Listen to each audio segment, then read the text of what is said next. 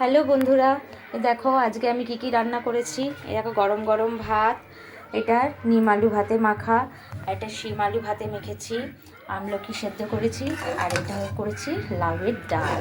এই দেখো লাউয়ের ডাল করেছি। আর আমার দিদা তো খাবে না, মাংস খাবে না, তাই মাছ করেছি, পটল আলু দিয়ে মাছের ঝোল করেছি, আর করেছি কষা মাংস। এই দেখো দেখো বন্ধুরা, আমার ননদকে খেতে দিয়েছি। আমার ননদ নিরামিষ খায়, মাছ মাংস ডিম খায় না, সেই জন্য লাউয়ের ডাল করা হয়েছে। আর এটা হচ্ছে ফুলকপি আলু পোস্ত, আর নিম পাতা ওই তোমাদের দেখালাম, নিম আলু ভাতে মেখেছি। আর এটা শিম আলু ভাতে মাখা। ও তো মাছ মাংস খাবে না, ওই জন্য ডালের সাথে কী খাবে, ওই জন্য আলু ভাতে দেওয়া হয়েছে, আর শসা দেওয়া হয়েছে। আজকে আমাদের দুপুরের মেনু হচ্ছে এইগুলোই। তোমরা সবাই ভালো থেকো, থ্যাংক ইউ।